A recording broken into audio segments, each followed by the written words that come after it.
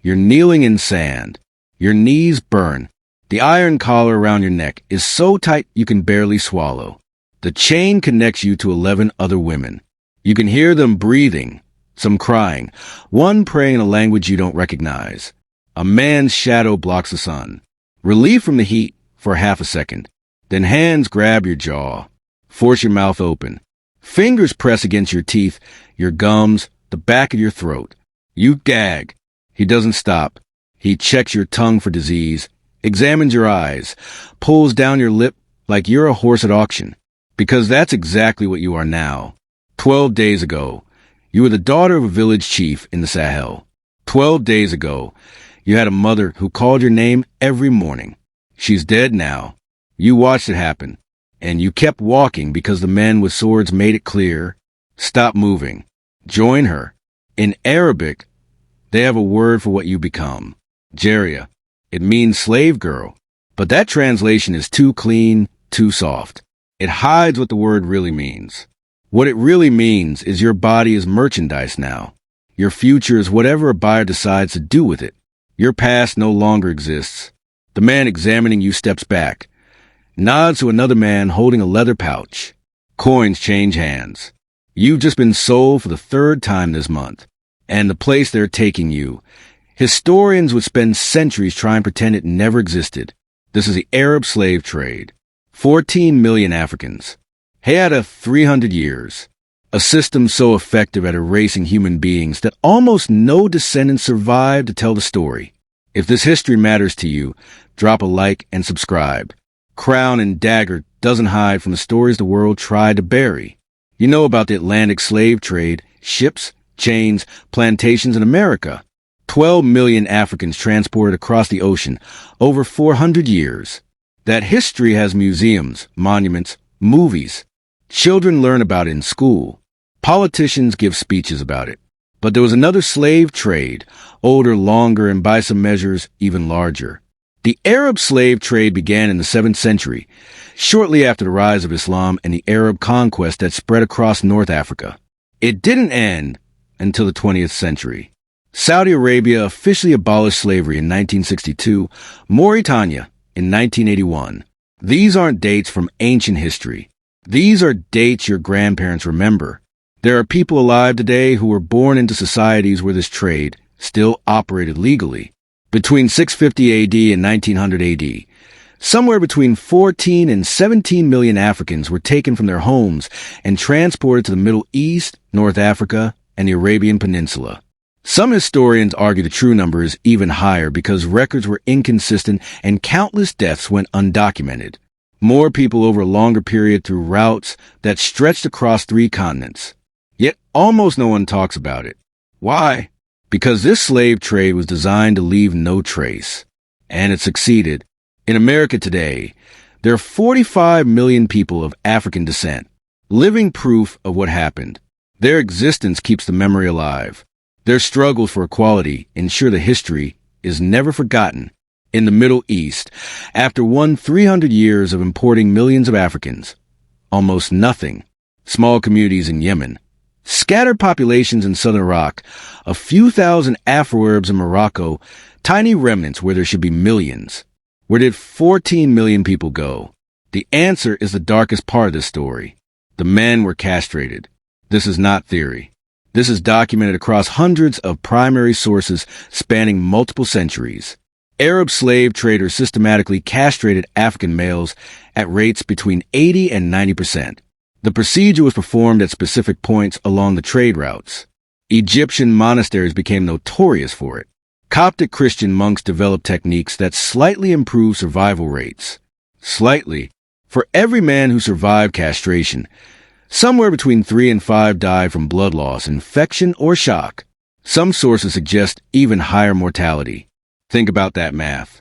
If a trader needed 100 living eunuchs to sell at market, he might start with 400 or 500 men. The rest died screaming in the sand. The economics were brutal but logical. Castrated slaves couldn't reproduce, couldn't form families, couldn't create communities that might grow strong enough to resist, couldn't leave descendants who might one day demand freedom. They worked, They aged, they died, and they were replaced with fresh captives in the next raid, generation after generation for 300 years. But the women served a different function entirely. They were kept intact, kept fertile, kept specifically because of what their bodies would produce. And what happened to them is a story that historical records tell only in careful euphemisms, in silences between words, in details that writers of the time considered too indelicate to describe directly. The machine required constant feeding. Arab merchants weren't raiders themselves. They were businessmen operating sophisticated commercial networks that spanned continents. They didn't attack villages personally. Instead, they created economic systems that incentivized Africans to capture and sell each other. Guns flowed into the continent. European firearms traded through Arab middlemen. Textiles, luxury goods, salt, which was precious in sub-Saharan regions. And in exchange for these goods, human beings. The kingdom of Dahomey and what is now Benin became one of the major suppliers. The kingdom's economy grew dependent on annual slave raids against neighboring peoples.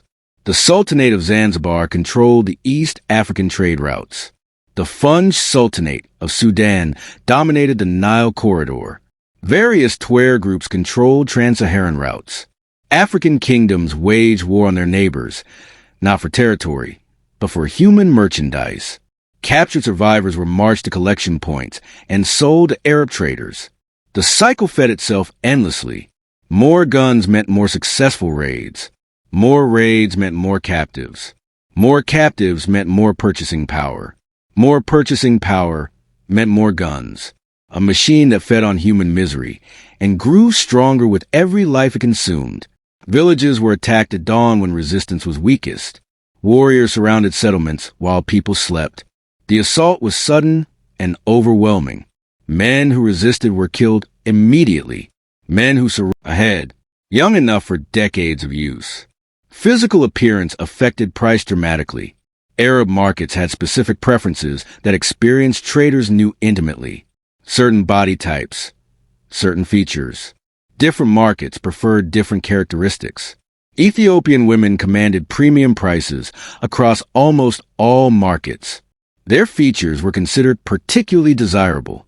They might sell a double or triple what women from other regions brought. Women who met desirable criteria were separated immediately. They'd receive marginally better treatment during transport, not from compassion, never from compassion. Damaged merchandise sold for less.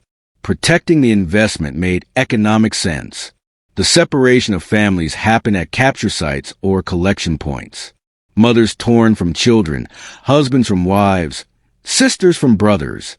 The bonds of a lifetime severed in moments with no hope of reunion. European explorers and missionaries who witnessed these separations left accounts describing scenes of unimaginable grief. The screaming, the desperate clinging as families try to hold on to each other for a few more seconds.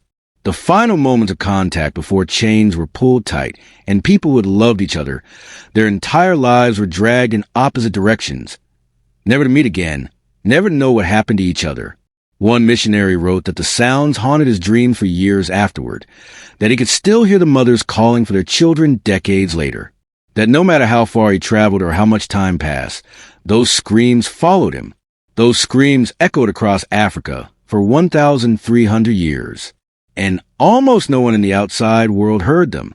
Then came the Sahara. The trans-Saharan routes were journeys measured not in miles, but in death. Picture the distance from New York to Denver. Now imagine walking it in chains with almost no water under a sun that kills. From collection points in sub-Saharan Africa to the great markets of North Africa, Tripoli, Tunis, Cairo, Marrakech. Caravans traveled distances exceeding 7,500 m. Some routes stretched over 2,000 m. The journey took 2 to 3 months under optimal conditions. Conditions were never optimal. The Sahara is the largest hot desert on Earth. Daytime temperatures regularly exceed 120 degrees Fahrenheit. The sand becomes so hot it blisters skin on contact. Shade doesn't exist for hundreds of miles. Then night falls and the temperature plummets. The same desert that broiled you during the day can drop below freezing after dark. The temperature swing alone killed countless people. Water was the most precious resource, and it was rationed with brutal calculation. Camels needed water to survive. Camels were expensive. Camels were essential for carrying goods. Slaves were cheaper than camels. Slaves were replaceable. So slaves received whatever water remained after the animals drank, lips cracking until they bled, tongues swelling. The maddening knowledge that there was nothing to drink and hundreds of miles of burning sand still ahead. Food was minimal. Dried dates, sometimes meat, enough calories to keep legs moving, never enough to maintain health over months of walking. The mortality rates were catastrophic. Historians estimate that 20 to 30% of slaves died during Saharan crossings. Some caravans lost half their human cargo. There are accounts of caravans arriving with more than 60% losses. Those who collapsed were left where they fell. Stopping to bury bodies would slow the caravan. Stopping to help the dying might mean losing the living. The economics didn't support compassion. People were abandoned alive, too weak to walk further, left sitting in the sand as the caravan moved on, waiting to die. So the routes became marked by bones. Heinrich Bath, a German explorer who crossed the Sahara in the 1850s, documented what he witnessed. The road was literally strewn with awi skeletons. In some valleys, the bones were so numerous that one could hardly avoid stepping on them. Skulls bleached white by the sun, rib cages half buried in drifting sand. These weren't ancient remains. They were recent, fresh additions to trails that had been accumulating bodies for over 1,000 years. Rene Kiley documented similar horrors on western routes. He described valleys that appeared white from a distance, not from sand, but from accumulated bones. Gustav Nachtigall wrote of passing through regions where skulls and bones gave the sand an almost pavement-like quality underfoot. Hundreds of thousands of people, perhaps millions over 13 centuries. Their remains scattered across the world's largest desert, marking the paths that swallowed them. Silent testimony to a trade the world chose to ignore. For the women who survived, who somehow endured the heat and cold and thirst and starvation, arrival at a North African port meant only that the immediate dying had stopped, but survival came at a cost. Many arrived broken in ways that didn't show on the surface. Their bodies had made the journey. Their spirits had not. Their ordeal wasn't over. It was transforming into something else. The slave markets of the Arab world were ancient institutions refined over centuries into operations of terrifying efficiency. Cairo's market had operated continuously for over 1,000 years by the time European observers began documenting it. Generation after generation of traders had refined the practices, the pricing, the techniques of evaluation. Buyers came from across the Islamic world and beyond. Ottoman nobles from Constantinople, Persian merchants from Isfahan, wealthy Arabs from Damascus and Baghdad, traders from the Gulf states seeking domestic servants, even European buyers, despite official prohibitions, found ways to participate. The markets were organized by category. Common laborers in one section, skilled workers in another, domestic servants in a third, and behind screens in the most exclusive areas, the women intended for private sale. The examination process was systematic and thorough. Teeth first. Dental health indicated age and condition. Experienced buyers could estimate remaining years of useful life from teeth alone.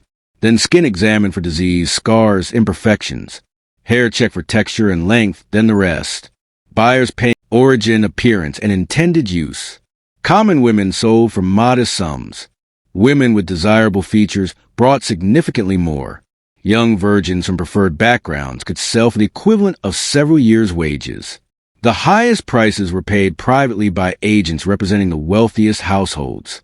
Zanzibar became the largest slave market in the Indian Ocean world.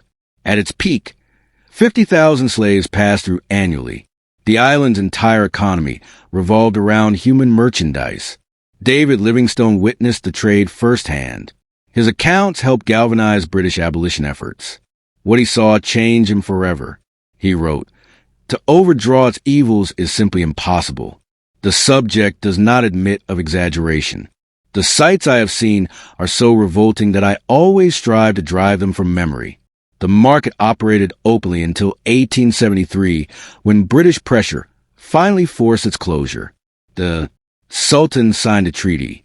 The auctions officially ended, but the trade continued underground for decades afterward. Ships sailed at night. Transactions happened in hidden locations. The demand was too strong. The profits too large. Where there is demand, supply finds a way. Where did these women go after they were sold? The answer depended entirely on who bought them and what they were bought for. The wealthiest buyers were building harems. Ottoman sultans maintained harems with hundreds of women, sometimes thousands. The imperial harem at Topkapi Palace in Constantinople held up to 2,000 women at various points in history. Lesser nobles and provincial governors kept smaller collections proportional to their wealth. Even moderately wealthy merchants might own several women for domestic and personal purposes. The harem was more complex than the word suggests today. It wasn't merely about physical gratification. It was a political institution where women competed for favor. Bearing a son to a powerful man could mean everything. The mother of a future sultan wielded enormous power. So women schemed, formed alliances, undermined rivals. Poison was common.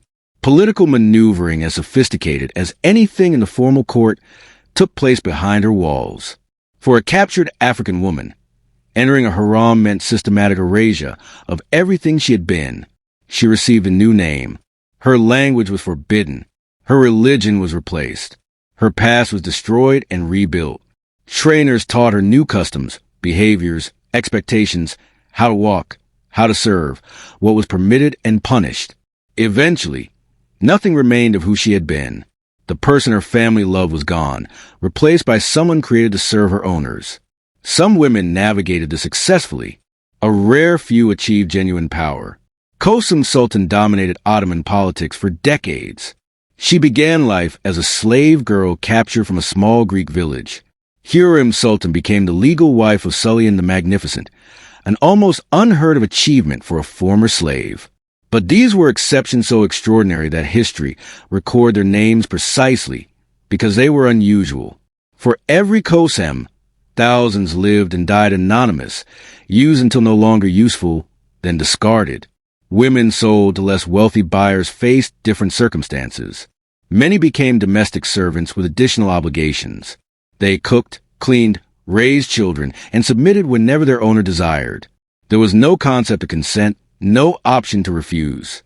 Islamic law technically provided some protections for slave women who became mothers. A slave who bore her master's child was called a muwallad, mother of a child. She couldn't be sold afterward. Her child was born legally free. When her master died, she would gain her freedom. But these protections required enforcement. Reality was inconsistent, and protections only applied after pregnancy. Before that, she was property. Children born from these unions were legally free, often acknowledged. Some achieved prominence. Multiple sultans were sons of slave mothers, but the mothers remained slaves unless explicitly freed. Whatever intimacy occurred was compelled, not chosen. Over generations, these children married into Arab populations. Their features blended, their African heritage diluted with each new generation until it became invisible, until it vanished completely. This was the final erasure, not just of individuals, but of their descendants, not just of lives, but of any evidence those lives had ever existed. The final erasure, not just of individuals, but of their descendants until no trace remained. If you're still here, hit subscribe. This story isn't over. The Arab slave trade didn't end with a dramatic abolition. There was no Emancipation Proclamation, no civil war fought over it, no moment when the world rose up and declared it finished. Instead, it faded slowly, reluctantly, under external pressure rather than internal moral awakening. British naval power,